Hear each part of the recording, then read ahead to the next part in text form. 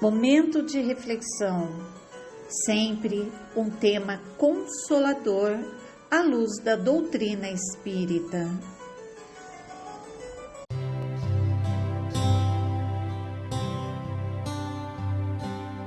Qual que é a estrutura do livro do Apocalipse? Adivinha? 7. 7 visões. Na primeira visão, 7 epístolas. Ele envia 7 cartas. Na segunda visão, 7 selos. Na terceira visão, 7 trombetas. São os 7 chifres do chofar. Na quarta visão, há 7 figuras místicas. A mulher vestida de sol, não é ao sol, de sol. O dragão vermelho, filho da mulher, a primeira besta que emerge do mar, a segunda besta que levanta da terra, o cordeiro do monte Sião e o filho do homem sobre a nuvem. As 7 figuras do Apocalipse. Quinta parte, quinta visão, o derramamento das 7 taças. 7 taças. Sexto, julgamento e queda da Babilônia. Por que Babilônia? Volta lá em Daniel. Nabucodonosor teve um sonho. Quem era a cabeça? Ele, rei da Babilônia. E aí ele descreve 4 reinos: Babilônia, Persa, grego-macedônio, Alexandre o Grande, e o Império Romano, que depois surge como chamado Império Romano místico ou Império Romano religioso. Eu não vou falar nisso aqui porque capítulo 14 do livro A Caminho da Luz é a triste história da evolução do cristianismo e da deturpação do cristianismo. Roma acabou enquanto império físico, mas sobreviveu enquanto um sistema religioso que oprimiu o planeta durante 1260 anos. Que foi a duração do papado. Tempos, metade de um tempo. E por fim, notícia boa, a 7ª visão, as glórias da Nova Jerusalém. Um novo mundo, de paz, de harmonia, que é o que todos estamos aspirando. Essa é a estrutura do Apocalipse. Só que, claro, isso vai se intricando de uma forma complexa, e sem aquelas equações, a nossa interpretação cai no subjetivismo. Sem as equações para medir o ciclo, você pode interpretar o dragão vermelho como qualquer coisa que você quiser. O que é o dragão vermelho? O dragão vermelho é um brinquedinho que eu tinha, eu era pequeno, criança, gostava de brincar. Você perde a objetividade na interpretação do Apocalipse, por isso precisa ter o símbolo. Não precisa nem ler, você não vai conseguir ler. Calma, vamos passar rápido por isso. Eis que eu encontro a entrevista de Francisco Cândido Xavier na revista da Legião da Boa Vontade, entrevista dada em 5 de janeiro de 1954, em que o Chico fala assim: diz-nos, Emmanuel, que do ponto de vista da evolução material, dos fenômenos de transformação material, a Terra passa por ciclos que representam 260 mil anos de repouso e 260 mil anos de atividade. Opa! Que rotação é essa? Que rotação é essa? Rotação do nosso sistema solar. Rotação do sistema solar. 260 mais 260. Você sabe que a Via Láctea também tem uma rotação igual? Só que aí é 260 milhões de anos. 260 milhões de anos. É a rotação da Via. Mas aqui, coisas que fogem. Fogem, a gente olha para isso. Repouso, atividade. Repouso, ou seja, outono e inverno, primavera, verão. Outono e inverno, primavera, verão. Outono e inverno, é isso. Aí eu já comecei a fazer cálculo. Já achar o 8 vezes 64 mil, próximos ciclos. 8 vezes 64, 260 mil. Esquece isso, não preocupa com isso. Aí o Chico diz assim: depois de 64 mil anos em que tudo acabou, que está um pouco ligado a ciclos glaciais. Ou voltou depois de 64 mil anos em que ficou germinando, começou a florir. E aí nós tivemos um período de 196 mil anos de desenvolvimento das raças propriamente ditas. Nossa, complexo. Pronto, 64 daqui dá mais 3 vezes 64. Achei. Primeiro 64, depois 196. São 4 ciclos de 64 mil anos. Então tem o primeiro aqui, depois mais 3. Não confunda, vamos ficar tranquilos. 196 mil anos é igual a 7 vezes 28 mil anos. Achei a chavua. Está aqui o ciclo. 28 mil anos é o ciclo em que as gerações são transformadas no orbe. A cada 28 mil anos, uma nova geração de seres humanos se dá. Isso é o Chico que está falando na entrevista. Depois a gente lê lá. Aí eu, nossa, legal isso. 28 mil anos é 7 mil, mais 7 mil, mais 7 mil, mais 7 mil. Aí o Chico continua. Vocês acham que ele para? Eu não sei o que deu, nunca vi ele falando assim. Soltou a língua. Primeiro nós tivemos uma raça primitiva na Terra, que durou 28 mil anos. E depois uma um pouquinho melhorzinha, primitiva ainda, que durou mais 28 mil anos. Depois nós tivemos a raça lemuriana, que demorou 28. Depois a Atlântida, que demorou 28. Depois a Capelina, os exilados de Capela, 28 mil anos. Depois vai ter outra, 28 mil. E depois outra, 28 mil. Então tem muito tempo ainda para encarnar. 28 mil é 4 vezes 7 mil anos, já vamos fazendo as contas. Olha só, vamos pegar a Capelina. A Capelina, aí ele fala, quando se deu a destruição de Atlântida? Quando que a experiência, que ele vai falar o seguinte, que cada período de desenvolvimento desse é como se fosse uma série da escola. Nas 2 primeiras raças primitivas, a espiritualidade estava preocupada na formação do corpo humano, no aperfeiçoamento biológico do homem. Depois de Lemúria e Atlântida, ao contrário do que imaginam as pessoas, porque tem gente que acha que na Lemúria tinha celular, tinha iPad, o pessoal andava de trem-bala, aeróbus, né? Tem uma mística toda. E não, elas eram raças que começaram a desenvolver o intelecto. Começaram. O Chico vai dizer na entrevista que essas raças são como estágios da escola. A gente aprende, foi sendo promovido, até a chegada dos capelinos. Então, naturalmente, as experiências de Lemúria e Atlântida precisaram ser filtradas. Houve avanços, mas teve retrocessos. Com a chegada dos capelinos, tiveram que destruir para tudo renovar. Está vendo por que é importante aquelas lâminas que a gente colocou no início, falando sobre a lei de progresso e lei de destruição? Que Deus renova das gerações, para entender isso aqui, para nós não cairmos num campo místico.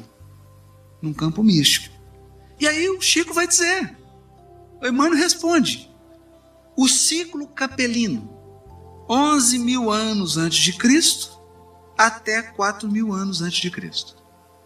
4 mil anos, até 3 mil anos depois de Cristo. 3 mil até 10 mil, 10 mil até 17 mil. Tem muito chão ainda. O que nos interessa aqui? Sutileza. Emmanuel vai dizer o seguinte, quando os egípcios percebem que vão voltar para a capela, eles dizem assim, precisamos deixar um legado para os homens. E começou o projeto de construção das pirâmides. E aí a maioria voltou. Mas teve uma turma que não conseguiu voltar. Em português bem claro, repetiram de série. Tomaram bomba. 4 mil antes de Cristo teve uma avaliação. 2 mais 2, aí lá, 5. O que nós devemos fazer para aproximar as pessoas? Ficar olhando só o defeito delas. Está horrível.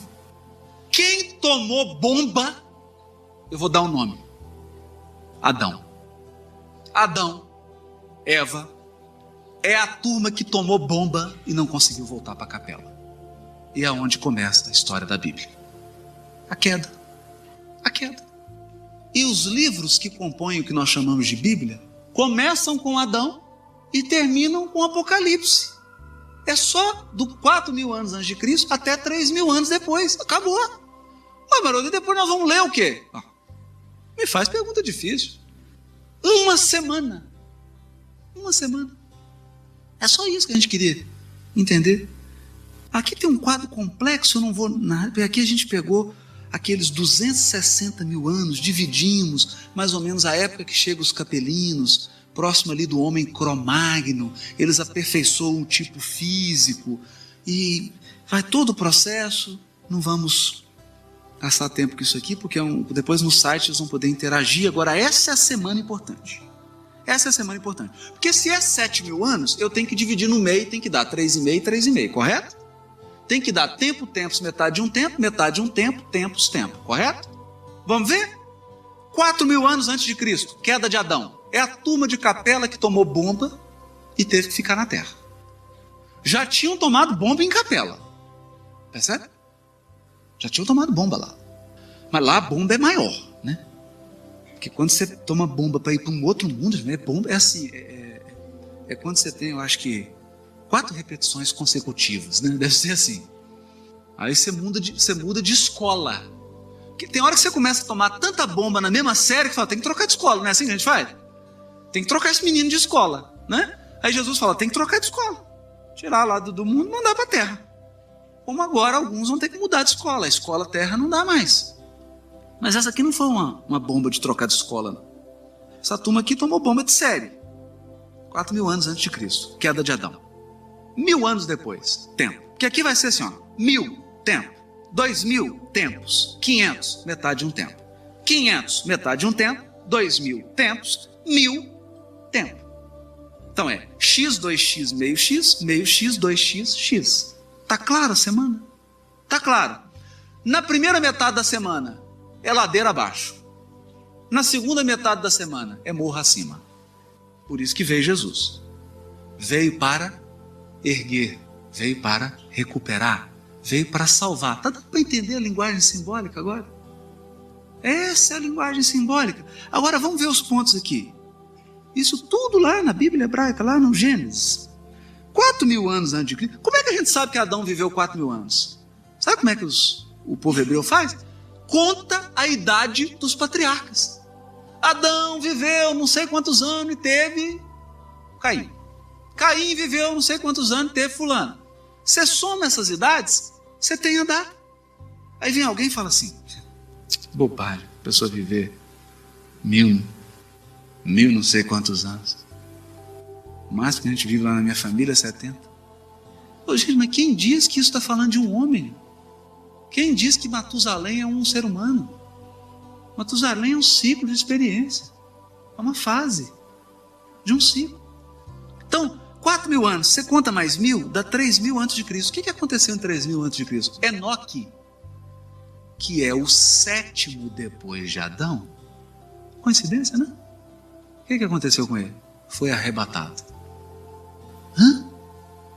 Ele era tão perfeito que foi arrebatado da terra.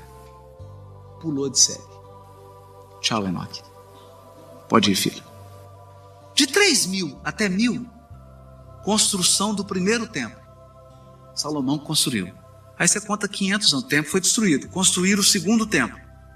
500 antes de Cristo. Aí, data do nascimento de Jesus, é o 3º templo. Quem te disse isso? Jesus. Ele chega diante do templo, estão lembrados dessa passagem? E os discípulos estavam admirando. Devia ter algum apóstolo engenheiro, não sei. Que bonita essas pedras, que construção bonita. Olha as linhas. Aí Jesus chegou aqui e falou, não vai ficar pedra sobre pedra. Foi que isso? Como assim? O templo é grande. Que templo que Jesus estava? Estava nesse segundo aqui, construído por Zorobabel. É esse segundo. O que Jesus fala? Destruirei esse templo e em 3 dias erguerei outro. Parábola de Jesus, texto e contexto. O que ele está falando? O 3º templo é ele. Que o homem entrar num novo estágio de religiosidade na terra, em que o templo não é mais uma igreja de pedra, é o nosso coração. É o nosso coração. Eu não vou entrar em muitos detalhes, porque as medidas de construção do templo são também as equações que nós encontramos. Mas aí vai dar nó na cabeça, não, vamos com calma. Porque quando fala lá, constrói o templo, vai ter não sei quantos aqui, que eu ficava encabulado com isso, eu lia lá no livro de Moisés e gasta 3, 4 capítulos para dar medida do tempo. Pô, tem gente que vai construir agora de novo. Né? Vocês estão sabendo, né? Está querendo construir aí, inclusive usando as medidas lá. Mas aquelas medidas são símbolos dos ciclos. Está tudo lá. Está tudo lá. Bom, claro, gente, nós temos que fazer um ajuste aqui, tá? Temos que fazer um ajuste aqui pelo seguinte. Tem que pegar isso aqui e deslocar um pouquinho para cá. Quer dizer, deslocar um pouquinho para trás. Porque Jesus, na verdade, nasceu no ano 5 antes de Cristo. Ele nasceu 5 anos antes. Está no livro de Humberto de Campos, o artigo que nós escrevemos na revista Formador. Mas é só um tiquinho, mas não adianta você ficar querendo precisão também. Né? Isso aqui é um ciclo, é só entender mais ou menos a ideia. Então, no ano 0, nasceu o terceiro templo. Aí você conta 2000. O que acontece aqui, simetricamente? Não tem que ter um arrebatamento? Simetricamente aqui. Olha, o negócio está caminhando assim, ó. Simetricamente, não tem que ter um arrebatamento? Olha, queda de Adão, o que está na ponta? Juízo final. Alguém caiu, alguém agora vai ser julgado. Alguém errou, vai ser responsabilizado. Esse que é o juízo final. É o processo seletivo da evolução. É a seleção. Arrebatamento de Enoque. O que está descrito no Apocalipse? Arrebatamento da igreja. Tem uns que acham que a igreja vai levantar mesmo, vai para o céu, né? Vai erguer. A igreja já foi arrebatada. Está sendo arrebatada. Porque os Espíritos do Senhor, que são as virtudes dos céus, qual imenso exército que se movimenta as ordens ao comando do general, é o processo de espiritualização geral que a Terra vai sofrer. Nós vamos descolar da materialidade. Isso é que é o arrebatamento. Aí fica o primeiro templo, o terceiro templo e o segundo templo no meio. O segundo templo ali. Isso aqui dá exatamente isso. A chamada semana adâmica. Ou o ciclo dos homens pecadores na terra. Que é o que o Apocalipse vai dizer. Por isso Paulo diz assim: por um homem entrou o pecado no mundo, Adão. Por um homem o pecado saiu do mundo. Claro que isso é linguagem simbólica, porque o Paulo conhecia isso tudo aqui. O que você acha que ele ficou fazendo dos 13 aos 30 aos pés de Gamaliel? Estudando. Ele entendia isso, que era uma fase. Ou quando Jesus diz: enquanto não chegar a plenitude dos gentios, esse desenvolvimento geral de todas as nações, para poder haver um processo de transformação. É tudo isso. Na linguagem extremamente simbólica, extremamente... Bom, passando rapidinho. Rapidinho. Vocês lembram da ideia do copo d'água? Que vai enchendo? Vamos só pegar uma aqui. 538 depois de Cristo, vitória de Belisário. 1798 depois de Cristo, destronamento de Pio VI. Entre esses dois acontecimentos ocorreram 1260 anos. Vitória de Pepino, 755 depois de Cristo, até o fim da era adâmica, 2015, 1260 anos.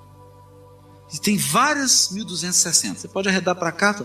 Emmanuel dá uma meia semana. Uma meia semana. Que é da queda do papado. Está lá no capítulo 14 do livro A Caminho da Luz.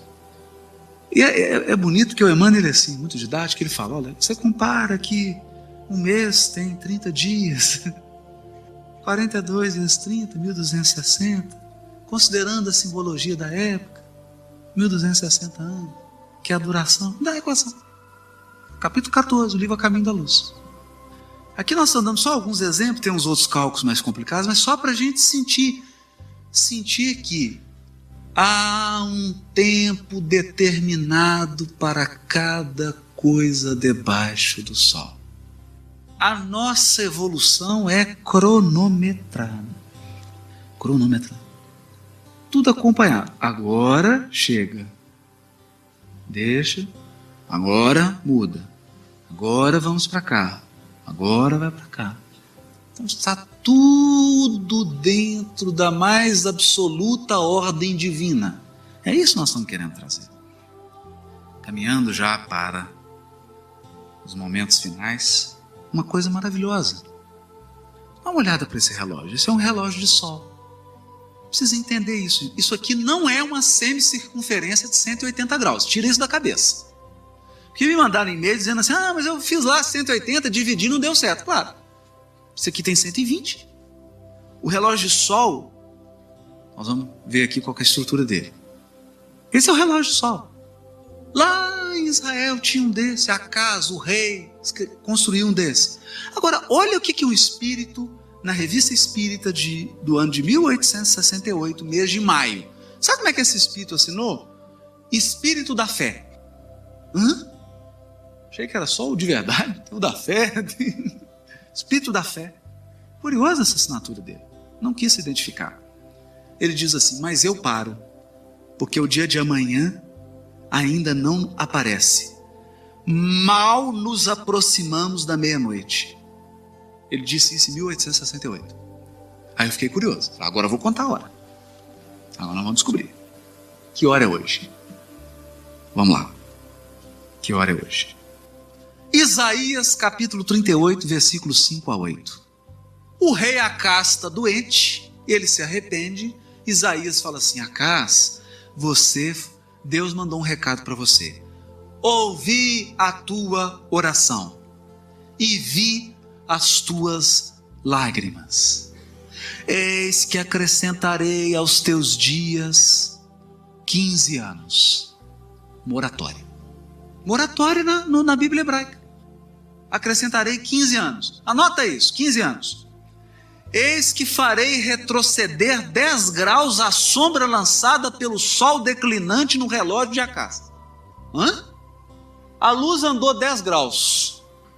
Olha a linguagem bonita, poética, para dizer assim, eu estou te dando 15 anos, é como se dissesse assim, eu estou atrasando o sol 10 graus.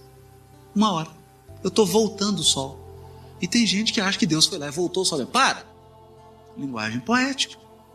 Dar 15 anos é como voltar 10 graus no relógio de sol. Opa, então 15 anos é igual a 10 graus. Regra de 3. O relógio de Acas pode ser explicado com vantagem por um dispositivo correspondente, isto é, por uma semisfera dividida em 12 partes. Esquece semicircunferência, isso é coisa grega. É uma esfera de 12 partes, equivalentes a 12 horas do dia. Cada uma dessas partes estava dividida em 10 outras, 10 graus, as quais, por sua vez, se subdividem em 6 partes. Assim, 10 graus ou 60 partículas correspondem a 1 hora. Então, 15 anos é igual a 1 hora profética. Descobrimos. Isaías 38, versículo 8. 1 hora no Apocalipse é igual a 15 anos. Bom, 1 hora é igual a 15 anos? Um dia é igual a quanto? 360 anos. E 7 dias? 2.520 anos. E aí, nós já vimos essa equação. Essa é a semana profética. 2.520. Que é igual a 1.260 mais 1.260 anos. Tá certinho, tá? Fechou? Fechou. Fechou. Bom, vou dar o resultado aqui. O resultado. Você abre o livro A Caminho da Luz, mais ou menos escrito em 1938, né? 30 e poucos. Emmanuel diz assim, estamos no crepúsculo de uma nova civilização. Crepúsculo é o quê? Que hora que é o crepúsculo aqui em Curitiba? 6 horas. Crepúsculo é 6 horas. Aí lá em 1973, capítulo 3 do livro Segue-me, ele diz assim, estamos nas sombras que precedem a meia-noite. Então andou. O relógio andou. E aí, foi simples, né? Eu somei, dividi, multipliquei, raiz quadrada, exponencial, cosseno de x, integral derivada, e você encontra que 24 horas, 2012, 2057, 3 horas da manhã. Nós estamos na meia-noite. Como diz o Márcio Cruz, isso é bom ou ruim? Isso é bom ou ruim? Bom, se você olha para frente, depois da meia-noite começa um novo dia. Se você olha para trás, o dia termina. O copo está meio cheio ou meio vazio? Vamos pensar de forma otimista e construir um mundo de regeneração. O novo dia está começando, mas ele começa escuro. Por isso que Emmanuel disse no Pinga Fogo, e todo mundo fala, por que ele falou 2057? Aí tem uns que achavam que é o seguinte, 2057, na virada do ano, todo mundo ia ficar assim. O mundo de regeneração vai chegar. O mundo de regeneração vai chegar, vai chegar. Chegou o mundo de regeneração. É um processo. É um ciclo. É um crescendo. Tanto que 2057 é 3 da manhã. Aí que vai começar a raiar um novo dia para a humanidade. Lembrando o que o codificador nos adverte, o mundo de regeneração é um mundo de transição. Estão lembrados? O que diz o codificador? É como a convalescença de uma doença. Vocês estão lembrados disso? Então não pode fazer extravagância, não. É a convalescença, é a transição, que é o que o Apocalipse diz. É o que ele diz.